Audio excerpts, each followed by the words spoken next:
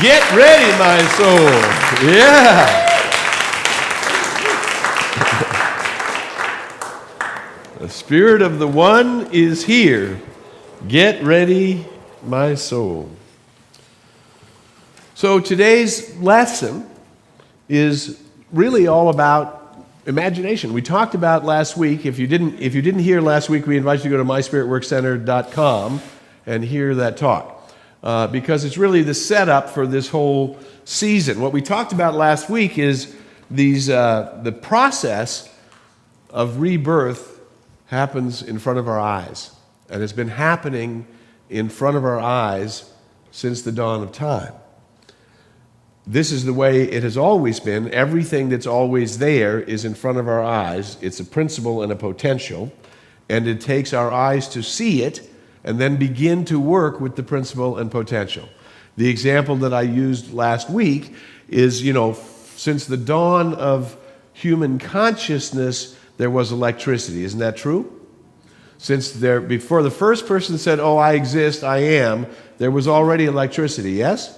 And it was on display, was it not? Electricity has been on display since the beginning of time. Every time a lightning bolt goes off in the sky, that's electricity on display, yes? Now, how many thousands of years was electricity on display before that wonderful creative man, Ben Franklin? Thank God for Ben, because I can still see clearly. He did glasses as well, right? Before that wonderful spiritual man said, "I'm not seeing as clear as I used to. What could I do? What would be the potential?" He says, "I'm not as warm as I'd like to be in the winter. What would be the potential?" He invented the cast iron pot stove that built inside, right?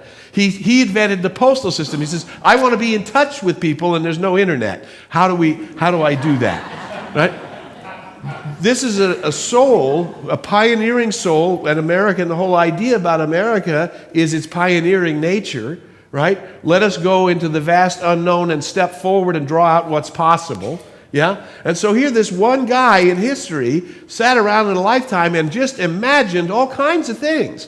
And the things that he imagined affect us to this day. John Lennon wrote that beautiful song. Imagine all the people living life as one. Whoa, imagine. So isn't it interesting that this thing that's been in front of our eyes, which is the Easter story, has been happening live on the planet since the beginning of time? And of course, it's the story of the caterpillar that becomes the butterfly. And it does it all right in front of our eyes. And this transformation that it does to itself. Doesn't it? You don't see some snake going after the caterpillar saying, "I'm going to turn you into a cocoon." You don't see some other bug say, "I'm going to sting you and turn you into a cocoon." You don't see any life force compelling the caterpillar to go into that transformation. Who does it? Who does it? The caterpillar itself does it, yes? It follows its own nature. And as we told that story last week, its own nature is in those cells that at first seem strange to it. So much does it seem strange to it that it tries to kill them on a pretty regular basis. But since these cells, interesting enough, as the biologists name them, imaginal cells, right? Since these imaginal cells are really your true nature, or are really the caterpillar's true nature in its reborn expression, yes? That true nature is always there, but it was knocking on the door, waiting for the caterpillar to allow it to be the avenue through which it could be birthed, yes? So that's the same thing. Now, let's go here to Dr. Holmes, the wonderful Dr. Ernest Holmes, who was the metaphysician from the last century. And he says this line: "The soul is coexistent with God. What God is, the soul is. The soul is the real man. The man is forever in the image of likeness of God." So that real self of you is your soul. Turn to somebody and say, "Get ready, my soul." Turn to somebody, "Get ready, my soul." Get ready, my soul. That's today's lesson, get ready, my soul, right? I mean, my soul already knows who I am, so it's really the note we're giving to ourselves. Get ready, myself, because I'm going to go up to my soul level. I'm going to rise into my true and eternal nature. Here's Dr. Holmes goes on. That which is eternal life can never die, and to become conscious of the soul is to discover the soul is eternal life. The soul is eternal life. Are you a person or are you a soul? I'm a soul being a person, isn't that true? But first of all, I'm a soul because the thing that I was before I was a person was a soul, yes? Before I came in here, remembered being me, I was somewhere, and I came here and now I'm me, yes? So before I was the personality, I was this soul. So wouldn't you say that those imaginal cells inside of me are the real me? Those imaginal cells, those ones, and how do you, isn't it interesting, the word imagine, right? How do you wake up imaginal cells? The butterfly doesn't have that opportunity, the cocoon, the caterpillar doesn't have that opportunity. The cells themselves have to wake the caterpillar up, yes? And bring forth that from within the caterpillar, that design urge for transformation, yes? But in us, the cells are already there. You are already a soul. Did I make you a soul by proclaiming it just now? Did I have some kind of authority to make you a soul? No, you were already a soul, were you not? So now I am saying your real and eternal nature is your soul. And Dr. Holmes says your soul is the one that is immortal and is already living in its immortal life. Whoa, get ready, my soul. I'm diving in. And that's the key. The key is your soul is already there. And what your soul doesn't really care about is your half-assed attempts to be yourself. You got it? Your soul does not care about your half-assed attempts to be the real you. Because that half-assed part is basically saying, I'll get to it later. I'll get to it later. I don't want to think, it's a spiritual universe, but I'll get to it later. I got too many problems right now. Right? So you take this immortal nature that's already whole, complete, and perfect, and you push it back. You're the caterpillar killing the imaginal cells of your own being. Do you see that? When those imaginal cells says, no, I'm not going to be you. I'm already the real you. Now, will you line up to that soul? Will you step up to that deal? Well, wait a minute. If that soul is born in the image of God, and God is all love, this is just logic, basic principle. We get it, right? If the soul is born in the image of love, then what's my true nature? Love. If the soul is born in the image of joy, what's my true nature? Joy. If the soul is born in the image of immortality, what's my true nature? Do you see that? And yet we spend our lives fighting off death, fighting off the next change, fighting off the next rebirth, right? Whereas it's going to happen anyway, right? We all know this. Don't we all know this? We already know there's only one thing constant in the universe. Change is the only thing constant in the universe. And what's the thing we resist with all of our might? Change. Right?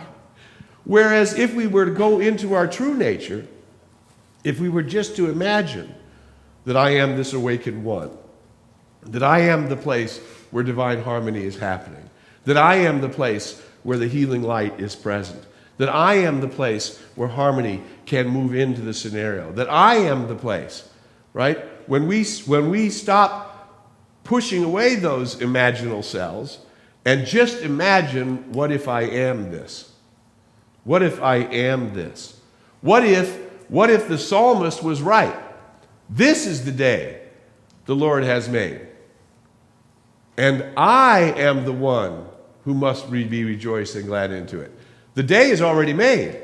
Do you see, I have to be the one who chooses to rejoice and be glad in it? The day is waiting in its full potential, but you have to decide to be rejoiced and glad in it. You have to say the full potential of this day is here today. You have to say, I want to be alive today.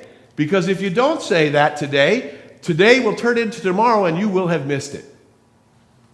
And if so many days to turn into tomorrow and you miss them all, you're going to look at your life and go, I'm not happy with this. I need to do it again. In which case, you may as well prepare to die because you're going to go into a chrysalis, not the one that's in the same body. You're going to have to go into the chrysalis, release the body, go get another body, reincarnate all over again, relearn all over again in order to wake up to being alive. But isn't the potential to wake up to being alive here, today, now? Yes. Yes. Every day, no matter what you did with yesterday's. Hence, we find the solution to the universal issue is forgiveness. If I cannot live today because I'm guilty about what I did yesterday, no wonder you're having trouble enjoying what the psalmist says is true. This is the day the Lord has made. Do you follow? Because you're dragging your yesterday into today, which is affecting your tomorrow. Right? Yesterday ended last night, and it is only through forgiveness that I can give the power back to myself to discover the Christ, the Buddha, the awakened me as the soul of me as I actually am. You see what Dr. Holmes is saying here? He's saying your soul is the Christ, is the Buddha, is at one with God. Your soul. Let me say my soul. My soul. My soul is already at one with God. God has already imagined me as the place where the presence in all of its glory is made manifest. Whoa. The only thing is you haven't imagined you there. But you can use your imagination. And believe it or not, that simple little tool, imagining the highest idea of who and what you are, is the pathway to waking up all that you are. Isn't that wild? So this whole idea of imagine all the people living life as one, I've always said about that song, the song is bigger than we are. John Lennon wrote a song that was bigger than the human consciousness is. Because can you imagine all the people living life as one? Well, we could maybe do that. Could you imagine no possessions? Could you imagine no religion? Could you imagine no heaven and hell? He's asking us to go a long way, right, to imagine what we really would be. And what I say is, well, that's big. That's really big. And we haven't imagined it yet. We haven't imagined that big yet. We like the song. The song's been around 25, 30 years. We like the song because it's singing to us something about a possibility. Even though we can't really get our mind around all that, but there's a possibility there, yes? But just imagine all the people living life as one. That's how it starts. So, for example, if you're in the wind waves of what's happening in Washington, D.C., and in Korea, and in China, and you're aware of all of those wind waves, you're the place that can imagine. Imagine all those world leaders getting along and working together. Imagine Om Shanti in all of that upset. Imagine peace prevailing in all of these places of government and politics. What about in hospitals and all this disease and chasing disease and prognosis? Imagine a healing awareness. Imagine coming from wholeness. Imagine doctors and healthcare workers believing in your wholeness, not in your symptoms. Imagine what that would be. Do you see how that goes? It's not just the song, it's beginning to use your mind as an avenue through which these greater ideas and images can begin to live. Because if you won't thinking, it means you're deferring for somebody else to think them. Oh, somebody else imagine. Imagine if Walt Disney had said somebody else imagine. Right? That little mouse is famous, absolutely beyond question. That mouse is famous around the globe.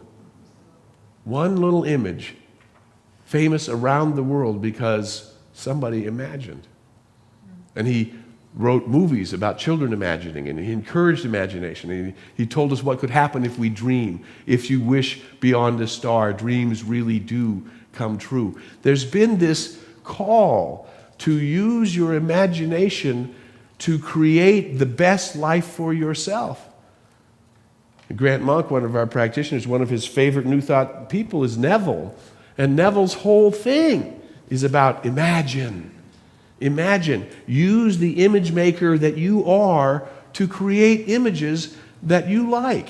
Images that would mean something to you. This is my son's birthday, 32 years old today. Could I imagine 32 years ago these beautiful children and all these weddings and all these graduations and all these events and all of these things and all of these, a family that is so verbal about love? Wow. Could you imagine? Right? Everybody's brothers and sisters, I say, I love you. Grandchildren say, I love you. Parents say, I love you. Children say, I love you. There's a lot of verbal, I love you going on in my world. Could you have imagined? And the answer is yes, I could. And I did. And look what happened. Greater than my imagination is born. You start the thing going, and the thing that's already there will happen all the way through you into your experience, yes? So this is what I talked about. And this is where I think we could begin to imagine, each in our own lives and for each other. We could begin to imagine how this could really be.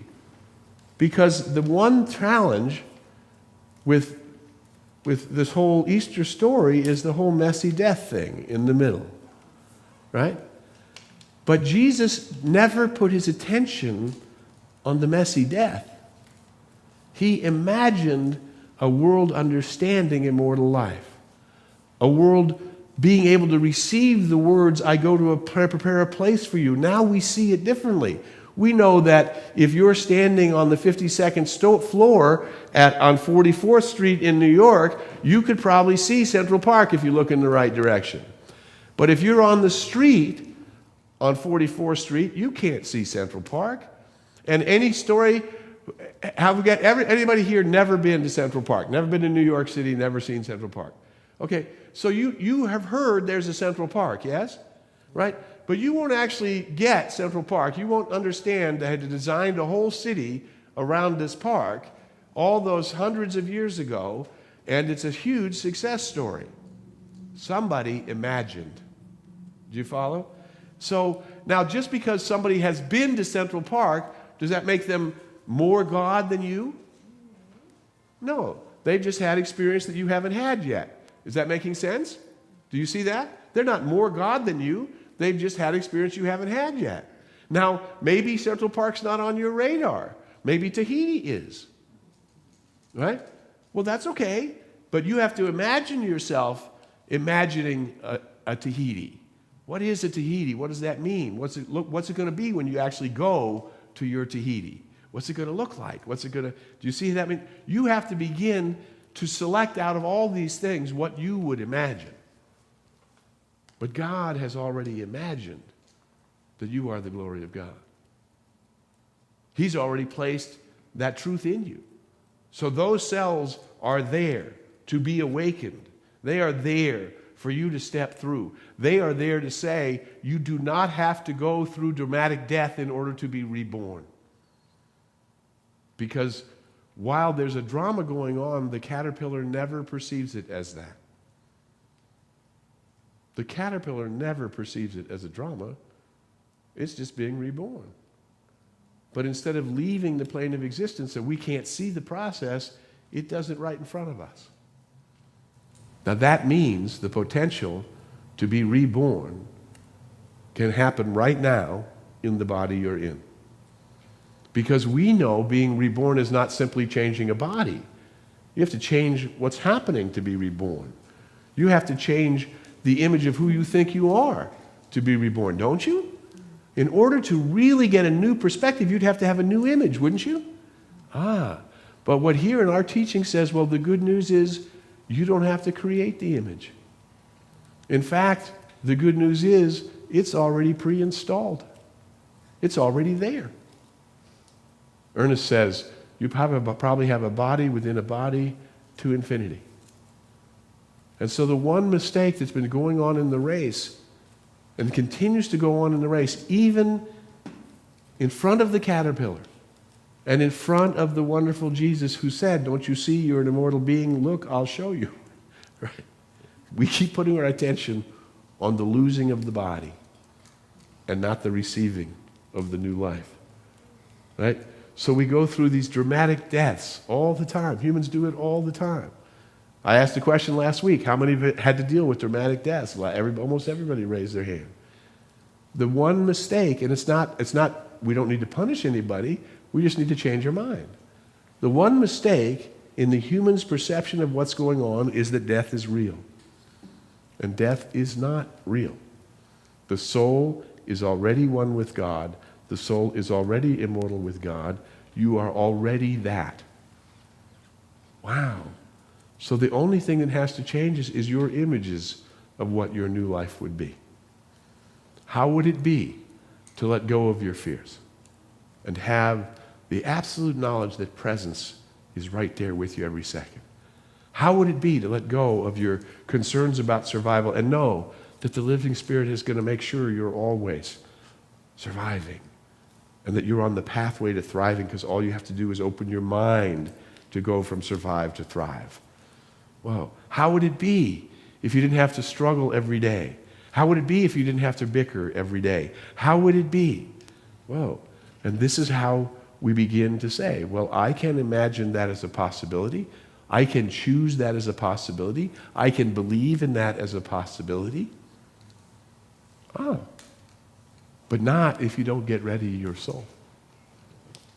Because nobody wakes up. Nobody becomes enlightened with a passive thought about enlightenment. Nobody can become awake to the glory of who and what they are with a passive thought about the glory of who and what they might be. It takes an active participation. Hence, Jesus was very, very clear. And yet, we've still distorted it. We've made it like it's not clear. And I've tried to make it clearer for you still. Anybody have Facebook on their app in their phone? Anybody using Waze? Anybody using Google Maps? Anybody, right? Those apps in your phone, in order to use them, you have to turn them on. Yes? And you have to apply whatever is needed in the app, correct? So what Jesus said very simply, well, I don't understand these things. He said you should ask about it. He said, well, I don't know how to do that. He says, you should knock on the door of that possibility. Well, I don't know how to find that. He says, you should go looking for it. So he said this, he said, well, if you're confused, just ask. If you want to find something, go seek it. If you want to open the door to something, knock on that door. And he didn't say, do that once. It's like they took the Lord's Prayer. They said, when you pray, pray this way. And everybody learned the Lord's Prayer. As if one prayer could solve all the problems of the world. If one prayer could have solved all the problems of the world, it would have done it a long time ago, wouldn't it? Do you follow? It isn't, it's what I do with it. It's taking the application and applying it. Yes? I am interested in myself as an immortal spiritual being. I am interested in where is this great way shower now. I've gone to prepare a place for you. Now, I understand that means another dimension. I've gone ahead of you. I was on the 52nd floor. You were still walking on the 4th floor, wondering about Central Park. I've seen it. I've lived it. I've embodied it. And now I'm on another floor. And you're welcome to this floor. I'm not better than you. I and you are one. The Father and I are one. You and the Father are one. Me and you are one. We're all one. Oh, I'm interested. So I ask and I seek and I knock. I'm interested in this greatness of the soul that I am. I'm interested in Ernest's line. He says, I love this. The biggest life is the one that gives the most, loves the most, has the greatest understanding and the greatest consciousness of the eternal good. Oh, I want to knock on the door of that eternal good. I want to understand it. I want to seek it. I want to know about it more and more. And the one who redistributes this good to the greatest number of people. Why is that the greatest consciousness? Because you and I are the same. And that which I know, I would automatically share. That which is love and truth and infinite supply, I would automatically share. That which is healing and wholeness and joy, I would automatically share. And so I see strangers on the street all the time, and in the world and on the freeway. And I look at them, I actually look at them. And sometimes people are shocked that people are actually looking at them. But I'm looking with the eyes that see. The eyes that see that you're the glory of God. And maybe everybody else didn't see today, but good morning, I see it in you. Good morning, I see it in you. Good morning, I'll lift my eyes to look up. Good morning, right? And says, well, sometimes I'm my small self. Okay, I'll still see it in you. Because sometimes the fastest way out of my small self is to believe in the greatness of others too. You follow? Oh, whoa. Get ready, my soul. There's no point of having an annual celebration if all you do is exactly the same thing with it every year. You won't grow that way. This celebration is not about Christians. It's not about Passover. It's not about Jews. It's not about springtime. It's about all of those things. How many of us thought all of Southern California was going to be brown forever? That all of those branches and brushes and all of that semi-arid terrain that we have was gone. It was. I did it. I parked my car out by a tree. I snapped the tree. I said, it looks really dead. It looks really, really dead. I thought I would have to talk to the gardener and see if we have to cut this tree out. But then I looked down at the base of the tree. A couple tiny little sprouty little leafy things at the bottom. I said, well, something's alive in there. And 3 weeks later, this tree, which I have not seen for 3 years because it looked like it was dead, it's got leaves all over it. It's like, whoa. It was only waiting for the water. The potential was there. Huh? It's already there.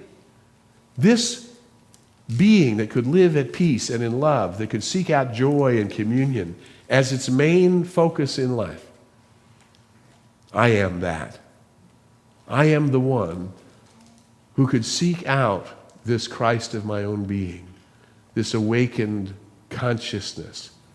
I could seek it out. I could knock on the door of it. I could ask my heart of hearts about it. I could have a practice that would help bring it to me. I could learn how to forgive so that I can get over the stuff that's holding me back. Whoa. And then when I learn how to forgive, I can actually apply the process. Whoa. And in this way, you're getting ready, my soul. Get ready, my soul. Because you can't be the awakened one by putting your toe in the water. You can't be the awakened one by even going up to your ankles just to feel how it is. If you want to be the awakened one, you got to dive in. Dive into this thing that's already been given. Believe that you are that. And then ask and seek and knock and pursue it until one day somebody else says to you, behold, you are the awakened one. And you would say, not I, but the presence within me is that. And it is that in you too. And it would never stop. And it would expand forever. Woo. Get ready, my soul. I'm diving in. I'm diving into the deepest kind of love, to the greatest kind of joy. Oh yeah, I'm diving in. Which means I'm no longer putting my toe in the water. I'm diving in. So wherever you are in your journey, this Easter story is not a story. It's a principle. And it's a principle that you can unfold. And it begins by just imagine. Just imagine a world that works for all. Just imagine the glory of God made manifest everywhere. Whew. I'm looking forward to that broadcast. I'm looking forward to that as the regular news. I'm looking forward to this shift of consciousness. And I'm getting ready. And my soul's getting ready. And I'm diving in. So wherever you are in your journey, whether you're facing the deepest challenge you've ever faced, or whether you're looking at making room for a greater good, a greater possibility, a greater success, a greater love, a greater magnitude than you've ever known before, this I know for sure. For sure, I know this. Everything's going to work out just fine. And I invite you to think on these things as together we explore the possibilities. Namaste. Thank you. Bless you. Thank you. All right. So,